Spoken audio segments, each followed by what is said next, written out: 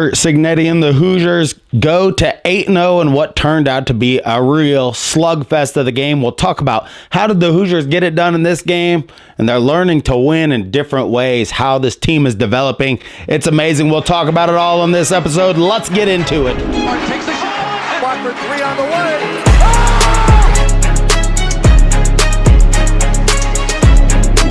Hello, guys, and thank you for joining me on Indiana Sports Connection. I am your residential anchor, Aaron. Thank you so much for being here and being part of this Indiana Hoosiers community on here. So the Hoosiers football team, and everybody knows it by now, first time since 67 or 45 that they have been 8-0, and it's absolutely amazing what Curt Cignetti has done here. And I know we've talked about that a lot on the show, but what the team did in this game to really take advantage at a time when their quarterback was out and how they kind of shifted. We'll hear from Curt Cignetti some of my favorite quotes, what he said in the press conference afterwards, how they were able to get it done against the Washington team that really seemed like a tough team with a really smart coach. But Indiana rolls on, goes to 8-0. Thank you so much for being here. If this is your first time here, if you do me a favor, hit that subscribe button down below. Indiana Sports Connection, it's electric. I do have a giveaway at 1,200 subscribers. We didn't get there with the last video. Home field apparel, I will be giving away any home field apparel t-shirt to a person that comments on this video down below. So leave your comments down below. Also, all of the AdSense revenue from this channel for the holiday season going to T2T.org. If you want to know more about their organization supporting veterans, all of the AdSense revenue on this channel going to T2T.org. So just a charity I really love. And now that we got that all out of the way, you subscribe to the channel, you hit that thumbs up button. Thank you so much for being here. If you're a bandwagon Indiana Hoosier fan, get on board. And without further ado, let's get into talking about the Indiana Hoosiers. All right, Hillbilly Monkey, what did you think of that game? What did you think of Cignetti? What did you think of his comments? Well, for one, I think D'Angelo Pons could play on the Colts and be just as good as anybody in their secondary.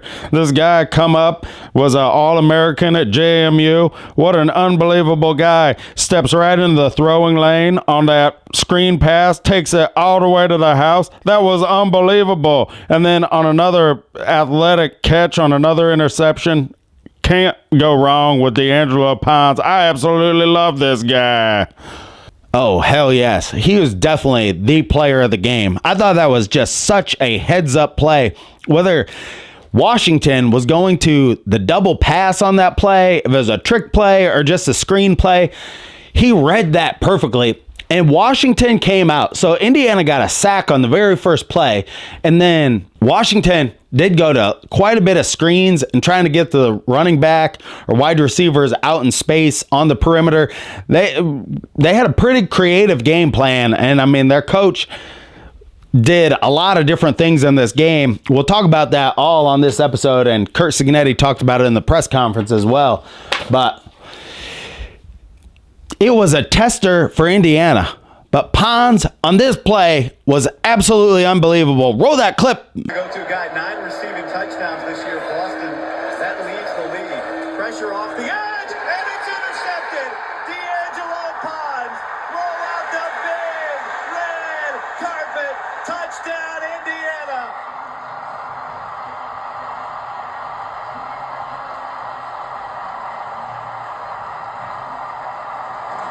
And I love that call, roll out the big red carpet.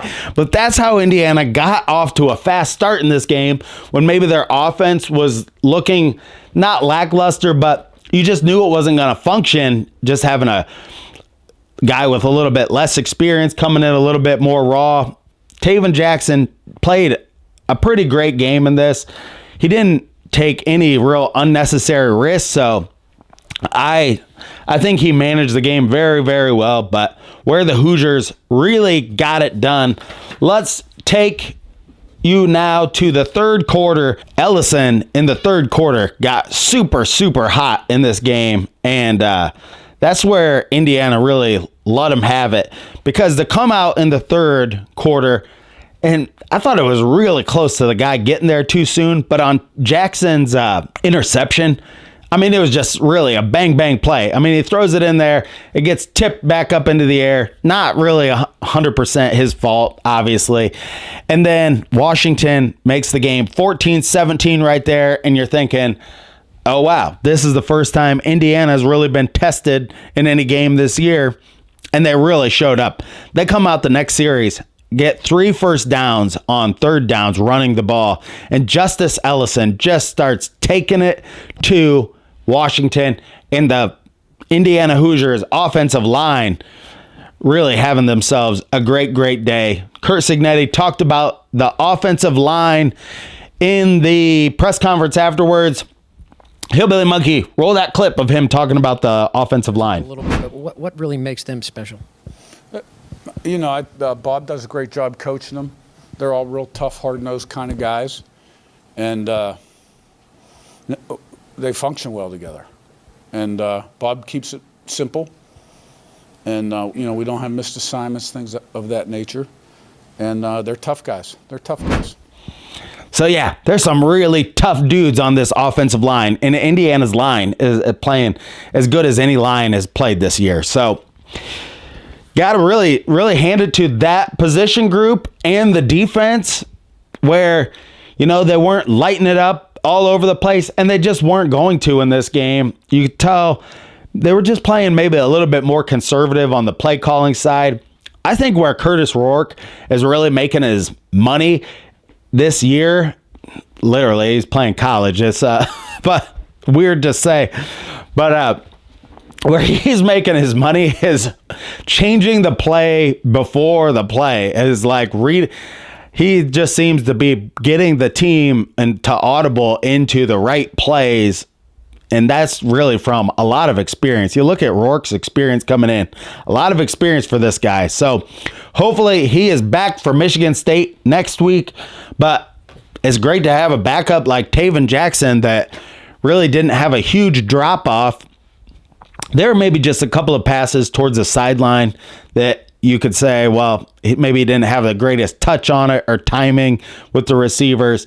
That's just to be had when you're haven't had as much time playing with the first team. How about the running back for Washington, Coleman? He was like that guy's thighs, and he was just a really tough guy to take down.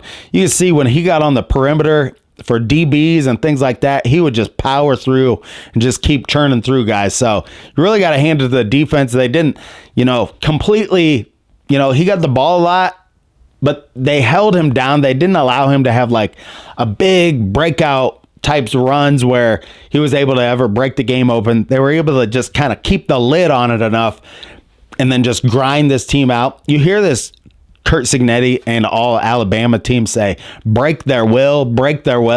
That's what Indiana did in the third quarter of this game.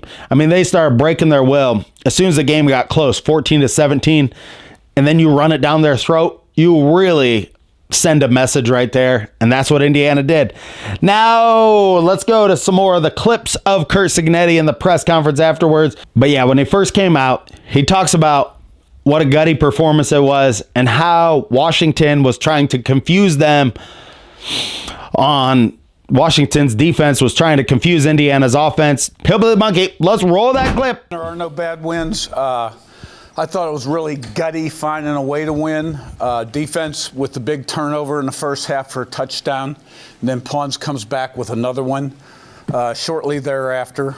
We made a couple nice plays in the first half and had a 2-score lead at times. But we weren't playing very well. We just weren't executing. And quarterback's got a few plays that he'll learn from. It wasn't that there weren't things there. They did change their tendencies on us quite a bit. They went from a man coverage team to a zone team.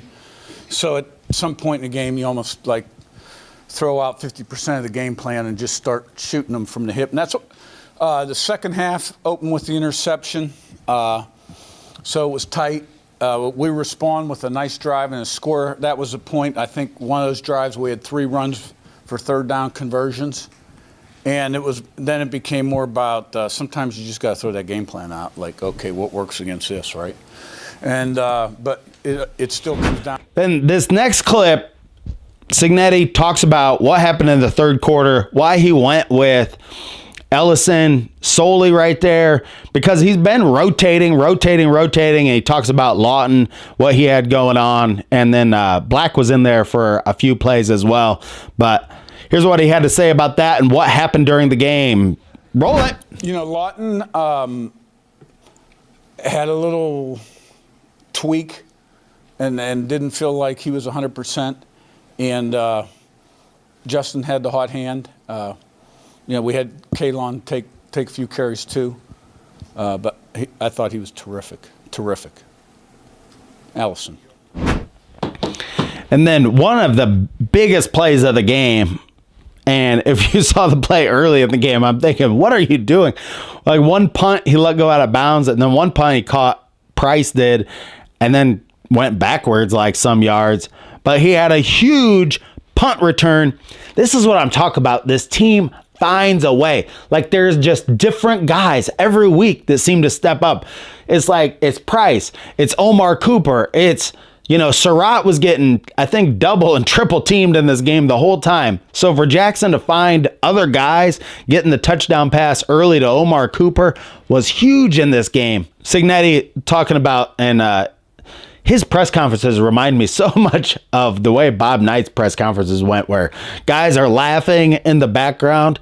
He's having a good time. Everybody's having a good time because we're winning these games. And so everybody's laughing afterwards. Hillbilly Monkey, roll that clip of Cignetti talking about Miles Price. How much of a spark plug is he, and how big of a moment is that to really help put the game away? Yeah, I told him that between the negative 20-yard return and the big return, they came out to 0 net yards. No, that punt return was a huge play in the second half. And we had some good blocks, and he hit the hole. And, we made some timely plays in the second half. And special teams played a big role. So the Hoosiers move on and got Michigan State, a road game coming up this week. And that is going to be... There's not going to be any team that you can overlook at this point, because Indiana is going to be just a bullseye on people's radar. Now, like Michigan State, all of these teams that Indiana's playing, I mean, I thought Nebraska would put up a bigger fight than they did in the game at home. They didn't. Washington, I think they came out and tried to confuse Indiana in a lot of ways.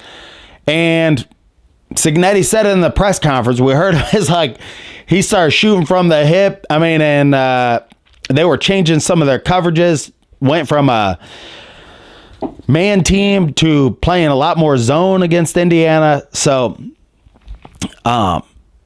they are getting it done in different ways. And that's good to see, because I'm going to tell you, I think Indiana has a great chance of beating Ohio State. I think Ohio State has a big problem on defense that Indiana's offense, as long as Rourke is back, can really exploit, where Ohio State can't get after it. On their defensive line is a big weak spot. I'm just telling you, and Indiana's line is a big bright spot. I can see that being a really high scoring game. And if it was going to be a high scoring game, I think I trust Indiana's receivers and quarterback more than I do Ohio State's at this point. I'm getting far ahead of myself here, but I'm just saying to think about. And in a couple of weeks, I'm going to the Michigan game. I can't wait for that. Be doing some tailgating out there with my dad. So look for me out there. The crazy, awesome season moves on. I love watching these Hoosiers play. And it's just marvelous to see. Every week, we're seeing more guys step up. More guys become like bigger stars. Ellison, I would say, and Pons got to be the breakout stars of this. Aiden Fisher, love to see, and I hope he is okay. He went down during the game slightly, and we'll get an injury report this week, see what is going on with him, because he is definitely a critical piece. And the way Kamara is playing on the defensive line stepped up, played a pretty good game, considering. Excited about what we're seeing in Bloomington from the football team. It is just got me elated to watch these games. I've never had a time where I just look forward to Indiana football games more than I look forward to the Colts or anything. And coming up this week, I will be doing a video about the Indiana Hoosiers basketball team. They played the exhibition against Tennessee, but I want to give that its own video this week. And then also I will be making a video about Anthony Richardson tapping out of the game. What were you doing? And everybody is coming after Anthony Richardson now, and the writing's on the wall that this just is not working out for him. But I'm going to make a video about that tomorrow and the next day. Be looking for those. Thank you so much for joining me on this episode of Indiana Sports Connection. Go Hoosiers! Beat Michigan State, and I'll be making another video about the Michigan State game coming up this Friday. Sorry last week, and you may not even care about this. I buying some land, and I'm setting up a business that I'm starting this next spring. So I just got super busy, and it's just can be hard. I want to give the videos like more of my attention to make sure I at least am genuine and invested in what I'm talking about. So I get super busy like that. It can just be hard to be in a time crunch when you're making a video. So that's what happened there. Thank you so much for joining me on this episode. Until next time, stay classy out there, Hoosier fans.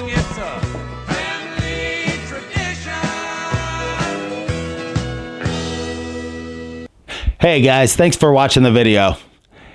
If you want to see more videos like this one, click this video right here, and you will be taken to a playlist of Indiana Sports Connection videos. And thank you for being here and subscribing to the channel. It means the world to me. Bye-bye.